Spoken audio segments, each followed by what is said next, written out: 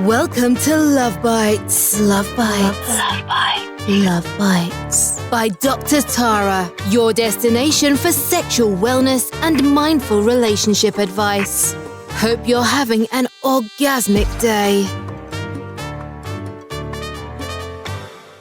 Guys, if you're not lasting as long as you would like in bed, then you need to know about Steady Freddy. Steady Freddy is a doctor-created, clinically tested delay spray for men formulated to reduce overstimulation without taking away the pleasurable sensations of sex. Whether you suffer from premature ejaculation or just want to last longer, Steady Freddy Delay Spray is an easy-to-use and effective solution. For a limited time, you can receive 15% off using code LOVEBITES. Go to steadyfreddy.com to learn more. Again, that's a promo code LOVEBITES to save 15%. Always be ready with Steady Freddy. Learn more at steadyfreddy.com. Based on a large survey, 93% of women prefer to be asked out on a date. This means, guys, you gotta get up your confidence game and step up to the spot. Let's talk to a renowned dating coach for men today. Hello, my loves. It's Dr. Tara. Welcome to Love Bites, the podcast for sexual wellness and exploration. Today with us is the fabulous Elsa Moreck, who is a dating coach for men, published author, speaker, and founder of the School of Modern Dating. She helps men who are chasers of women become choosers of them. Very interesting. We'll investigate that. Having been featured in Tinder, Bumble, HuffPost, Elsa is a thought leader, dropping truth bombs about modern dating and what it takes to meet and keep the woman of your dreams. Hi, Elsa. Hi, Dr. Tara. Today, I pulled together questions directly from my followers on Instagram. Are you ready? I'm ready. Let's do it. Elsa, tell us, how can I be a better flirt? Flirting is all about being playful. So let's say that you and I were on a date and then you see me drinking this. You're the man, I'm the woman. You see me drinking this crazy looking concoction and you go, "What are you smoking?" And I go, "Nothing. This is actually a kind of tea." And then you go, "Come on. I know that you're getting high for this date. Are you feeling a little nervous? Do you need something to get the edge off?" It's cute. It's confident. It's not too cocky. I might laugh and be like, "No, I'm not feeling nervous. Why would I feel nervous?" And now we've just created a playful scenario. It's a nice way to ease into the date. It's using what's around you in the moment to take the conversation from very interviewee. Let's laugh. Let's be playful. Let's be funny. A lot of men, when they hear that, they get kind of intimidated because, well, what if I'm just not funny? And I'm like, everyone's funny. Everyone's funny. Love that. When you're present and you're paying attention to what's going on around you, then you will find opportunities to flirt with her. If you can pick up on something like a little quirk that you then point out, that can be a flirtatious moment. So it doesn't have to be this smooth, talky, pickup artistry, complicated formula. It's literally just paying attention to what's happening in front of you and then pointing it out. And that's why you have to be present. Because if you come on and you're sitting there thinking, "This girl is so hot. How am I going to impress her? How did she even match with me? This like never happens." You're not even going to be present enough to point out the fact that she's carrying this crazy looking drink. You're not even thinking about that. You're so in your head that you're just having a conversation with yourself. And so you have to be able to really be in the moment so that you can find those opportunities. That is an amazing tip. And you can literally listen to this and listen to it again and listen to it again and try to mimic and do it until you feel more confident. Confidence, as any psychology book will tell you, it takes time to build. You won't just wake up one day and be like, "I'm a freaking confident person." Of course, you can tell yourself that, which is something you should anyways. Positive self-talk, right? Like our brains are supercomputers. So like, let's tell ourselves we are confident. But in terms of like what you exhibit and how the other person perceive you, like all of those things will come, like they will 100%. Right. And I love that that was your first tip, is being present and observing the surrounding and then use it. Because I feel like a lot of times when you follow gimmicky dating coach for men, or also women, but mainly men, where it's like pickup lines or compliment her look. I think there are a lot of intellectual women that don't necessarily love all the compliments about looks all the time. Right. It's like, do you even listen to me? Yeah, exactly. I can honestly make a man look a little creepy. Let's talk about it. One of the questions, how do I ask women out without being creepy? at the end of the day, I could give you this amazing checklist and she still might think you're creepy. And that's just kind of a reality that you have to accept. A lot of it is nonverbals. But also what one woman finds creepy, another woman might not. Exactly. That's just the reality of it. Like there are certain universal signs that most women don't like. And I'll get into that in a second. Whether it's a cold approach in person or a cold approach online, cold approach meaning you've never spoken to this person, you're complete strangers and you're just walking up to them. You just always have to go into it knowing that she could reject me or she could just be very uncomfortable. No matter how many rules I follow or how many guidelines I try to keep in mind, that's just always a risk that you run because attractive women, they get a lot of attention, whether it's online or in person. Sometimes they're just not in the mood and you're going to be that one guy that she's going to take it out on. So that's the first thing to keep in mind. Once you get over that hump, I would say the line between having confidence plus humility. If you're chatting up a woman and she's clearly looking away, she's looking at her phone, she's giving you that fake like, yeah, laugh. Love that. Sign that she's not interested. There's several things that we do as people when we're just not very interested in a conversation. We do what I call the room scan, which is like you're looking around, you keep breaking eye contact, or you keep checking your phone, or you kind of have like your AirPod in. Like, let's say you approach a woman at the gym and she has an AirPod in and she takes it out to talk to you and she's kind of holding it next to her ear. Like, all right, hurry up. Like, I want to put my AirPod back in. These are signs that she's just not that into it. Because if she were into it, they would look very different. If you approached a woman at the gym and you started a conversation with her, let's say you just walk up to her and say, you know, you have a really great physique. I'm curious, like, are you training for something? Which, by the way, that's a really great example of flirting without making it sound creepy. You just told her she had a great body, which means you find her attractive. But then you, right after that, were like, are you training for something? Which is a value. Like a woman who's very fit clearly values fitness. So you're kind of like mixing in the fact that you find her attractive, but you're also complimenting her dedication to her fitness. Using that example, she takes out her headphones. She turns to face you. She's making eye contact. She's holding eye contact. That's a pretty solid sign that this woman is open to you asking her for her number. So I would say it's safe after that point to maybe go back and forth for a few minutes and then be like, I would love to do a workout with you sometime. Would you be down for that? And then boom. In terms of how to avoid being creepy, pay attention to the signs. Again, so many men are inside their heads. They're thinking, well, what should I say next? How do I sound smart? Is this the right time to ask for the number? And if you just stop being inside your head and you just pay attention to what's happening in front of you, women will give you signs. Remembering that when you approach a woman and you're having a good conversation, you're always reverse engineering from getting her number. That doesn't mean that you always have to ask for it because sometimes it's just not the right time. But keeping in mind that you're not there to hold her for a 20-minute conversation. You're there to have a little bit of pleasantry back and forth, build rapport, make her feel like you're a trustworthy person, and then you got to go for the number.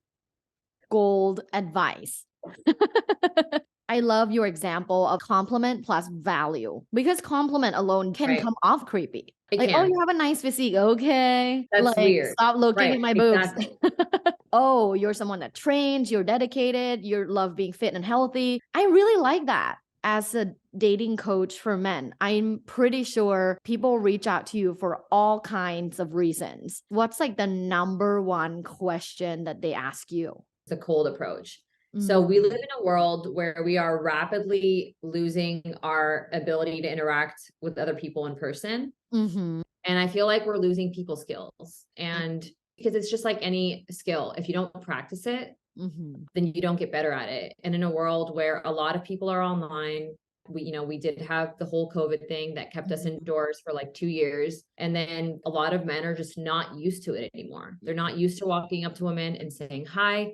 Women are not being approached, so they're not used to being approached anymore either. It is, in my opinion, a really big problem. And that is the number one thing that a lot of men want to know how to do again is like, how do I just approach a woman in person and talk to her? You're absolutely right. So I teach at Cal State University Fullerton, and my students are about 20, 21, 22. There's a whole cohort where they had 2 years of their developmental years online. 18 to 20, they were online at home.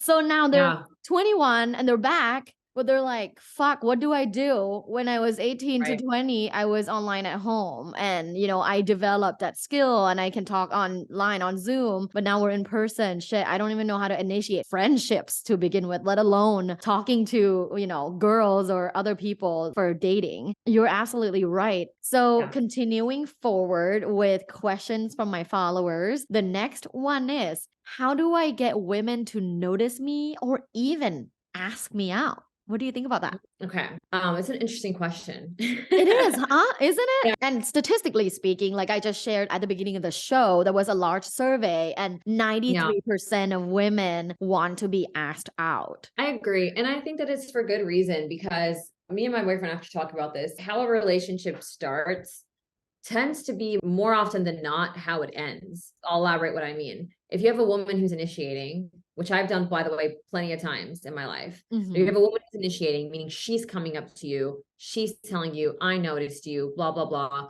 I would like to get in touch. I'd like to go on a date. She's doing all the initiating.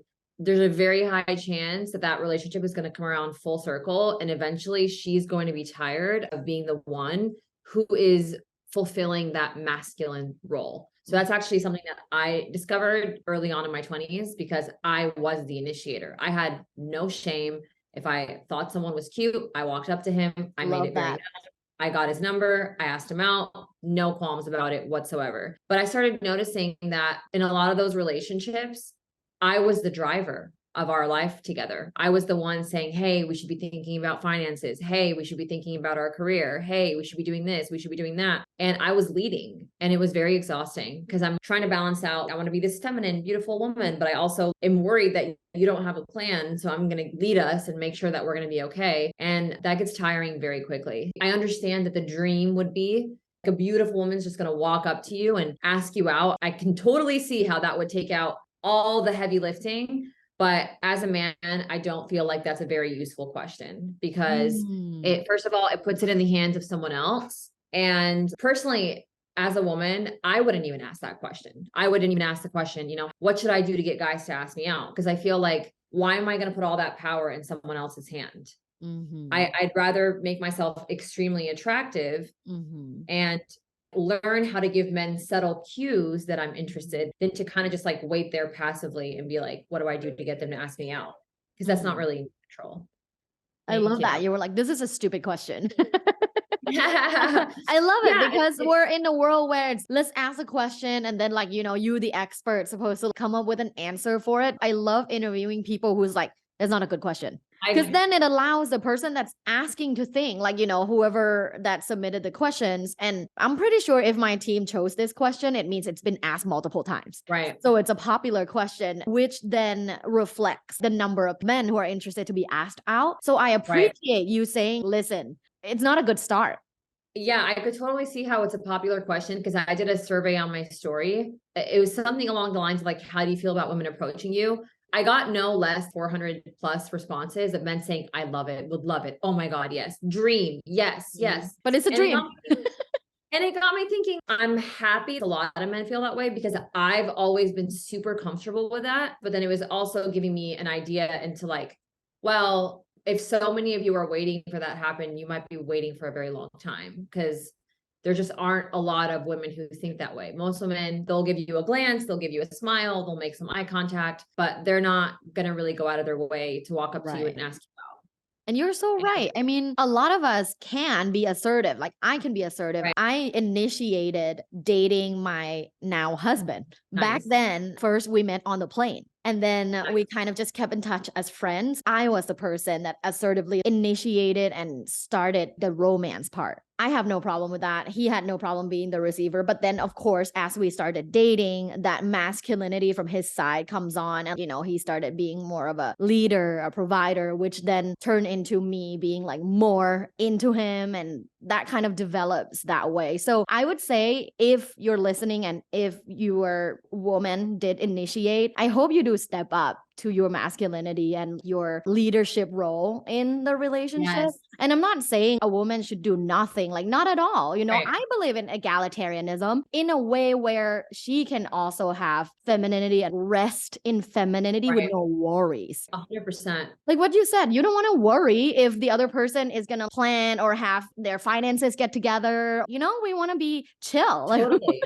I agree. related to my topic, sex. Like, you know, we can't Yeah. chill and want sex if we're worried, period. 100%. Yeah. Yeah, I was saying this a few days ago on my group call in my group program, Chasers to Choosers. My argument was romantic love is conditional. A few men in the room disagreed. We were kind of like unpacking it. And I was like, look, I can love my partner as he is, but if he starts to digress as a person, if he starts to decline as a person, he starts to not take care of his body, he starts to not take care of his mind, he starts forgetting about his responsibilities. I cannot force my body to want him. Like it's No. just not going to happen. In my mind, I might still love him. I'll love him as a person, but I can't force my body to want him because desire, we don't control what we desire. We don't choose what we desire. We choose how we act on it, but we don't choose ultimately what it is that we desire. If you're not holding the masculine pull in a relationship, and of course, sometimes it gravitates and I'm the one holding the masculine pull and he's in his feminine, but I'm just talking the baseline is he's mostly in his masculine, I'm mostly in my feminine. That is extremely good for our intimate life. And yeah, I agree. Yeah. And by the way, a lot of my clients, their relationship started with a woman initiating. And their biggest regret in their life was that they never initiated any of the relationships they were in. So, but it's because they never really stepped up the way that your partner has. Like they were, the woman initiated and then she ended up wearing the pants the entire relationship. She chose where they lived. She chose like what they spent on. She chose where they vacationed. And then over time, like their entire life was decided for them. And then obviously polarity was lost and, you know, the rest of the story. Well, if she spends that much time organizing you guys' lives, then she has no time to be sexual. Like just facts. Totally. My next question, I bet this is asked a lot too, because this is also, I read on Reddit that this is also the number one question on Reddit. How do I get out of the friend zone? It's a great question. Before I get into how you get out of the friend zone, my biggest advice to men is do your best not to get into it. I know that's hard. Do your best not to get into it because how things start is usually how things end. Not always, but very often. So when you start off as a friend and you never really take that next step to polarize her in a romantic direction, that tends to be where you stay in her mind's eye. And it can be really challenging for women to shift from, oh, he's a friend to like, oh, now he's a romantic prospect. I'm not saying it's impossible. It can 100% be done. I've had it be done in my own life, but it is a little more challenging. And so my biggest advice is be mindful of not getting into the friend zone in the first place. And ways that you can do that are, I'm a huge proponent of assertiveness. I talk a lot on my channel about it's hot. It really is. But I talk a lot about my ADHD method. It's just easy for me to remember. Assertive, direct, honest, and dominant language. Love it. And I go through very specific examples of assertive, direct, honest, dominant. And when you communicate like that with a woman up front, it becomes very hard for her to friend zone you because you're literally up front risking being rejected. But then she knows in her mind, she goes, okay, he doesn't want to be friends. Now I understand. So I'm not even going to put him in that category. I'm going to put him in the category of, yes, I'll explore this with you, or no, I won't. But either way, you'll know and you won't be a friend. So that's the first thing I would say is like, just be careful not to get into it. If you are already into it, first of all, it's going to depend on how long you've been friends. Like it's one thing if you've been friends for 2 months. It's another thing if you've been friends for 10 years. Obviously, 10 years is going to be a little trickier. ADHD method, assertive, direct, honest, dominant. I would recommend saying something like, hey, Tara, I know we've been friends for a long time, but I just feel I have to speak my mind because I don't want any weird energy lingering between us. So here it is. I actually feel very attracted to you. And I understand that saying this risks me losing the friendship. But at this point, I am prioritizing being honest about how I feel over continuing a friendship. And I hope you understand. If you can do that in person, even better. That way you can like see her body language. She's probably going to get a little uncomfortable and squirmy, but this is where you really get to practice holding your masculine frame, where you kind of just sit there, let her do her little uncomfortable, squirmy thing, see what comes of it. It's so attractive when a man can just speak his mind and not get uncomfortable because you got uncomfortable, really sit through it. Worst she can say is, I'm sorry, I just don't see you that way. And you go, that's fine, but I am going to have to limit our communication then. I've shared how I feel, and I'd rather reserve this energy that I'm putting into this friendship. I'd rather channel that into finding the right woman for me. Love that. Wow. That itself should be like its own clip. Like, here's what you say exactly. Just write it down and practice it in a mirror. Being very generous with your Yes, audience. you are. You really are. And we appreciate it. Put your cards on the table. You will be out of the friend zone. That's for sure. It's either a yes, I want to explore, or a rejection. How can men deal with rejection better? I take a very spiritual approach to rejection because I get rejected too. I get rejected for work opportunities. I've been rejected by many men in my life, romantic opportunities. There have been plenty of times where I initiated and it was just not reciprocated. And what I learned over time is that, first of all, the truth is irrelevant. How you interpret the truth is what matters. Meaning, whether or not someone rejected you because they don't find you attractive, because they don't like your voice, they don't like your career path, maybe they have someone else that they like more, whatever the reasons are for rejecting you, there's literally a million reasons under the sun. I just choose to interpret it as something that's in my favor. I'm meant to go in this other direction. The biggest thing is, 9 times out of 10, very shortly after, once I fully let go of my pain around being rejected, very shortly after an opportunity comes that would not have sprouted had I gone on the other path. But at the same time, if you get rejected all the time by the women that you want and you keep ending up in the same place, that's where self-awareness comes into play. An activity that I do with my clients, first thing once they sign up with me, is I pair them on a practice date. I get an attractive woman, I put them on a practice date, and I coach the women on being very honest. Where do you find these women? They find me online. Okay. And so they are very, very honest. They will tell me straight up, he talks too much, or he wants all these things in a woman, but he's not that attractive, or he's a terrible listener. They're very, very honest. That's how I coach them. And they don't say it to the guy, they say it to me. And then I coach them based on the feedback. If you're getting constantly rejected, like you keep shooting your shot and you keep ending up at square one, that's when you have to take a hard look in the mirror and say, okay, something's not working. And I'm not saying it. Because there's a difference between, being rejected every once in a while and then just constantly being rejected. You're the common denominator. I'm at the point in my life where, if I were single and I was putting myself out there and now we're getting rejected, I don't take it personally because I do feel like I have a pretty high level of self-awareness. If every 3 guys, 1 rejects me, I'm like, okay, that's reasonable. Yeah. This person has their reasons. I have a very polarizing personality. I'm very honest about what I'm looking for, what I want. And I understand that sometimes other people are not at that level. But if you're getting rejected every single time you meet a woman, that's when I'm like, okay, it's a you problem. Reevaluate. Awesome. You have been very generous on this episode and we love it. So thank you so much. My last segment of the show is called Hot or Not with Dr. Tara. Okay. And it's a little fun game. I'm going to give you a word and you just say hot or not. Are you ready, Elsa? Yeah. All right. Number 1, clitoris. Hot. Number 2, squirting. Not, but only because I don't understand it. Number 3, sexual communication. Hot. Number 4, alpha males. Hot. Number 5, polyamory. Not. Number 6, swinging. Hot. Number 7, love bombing. Not.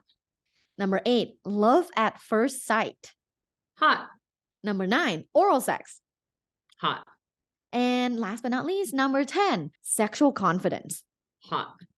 Super hot. Where can my Luvbites family find you? At Elsa Moreck on Instagram. So that's just ELSA MORECK. On TikTok at Dating with Elsa. Yay! We'll have all those links in today's show notes. So definitely go give Elsa a follow. You'll learn a lot. I did today, and everyone that's been listening did today too. So thank you so much, Elsa. Awesome. Thank you, Tara. And Love Bites fam, thanks for listening till the end of the episode. I appreciate you all. And per usual, have an orgasmic day. I'm all about being sexual and in the moment. This is why I orgasmically recommend the Pulse Warming System. Pulse dispenses warm lube with just a swipe of your hand so you can get right back to action, which my partner and I really love. So toss that sticky lube bottle and get the Pulse Warming System today. Check out the link and discount code in this episode's description and have an orgasmic play. Thanks for listening. This was Love Bites. Love Bites. By Dr. Tara. Follow Dr. Tara on social media at lovebites.co. Have an orgasmic day.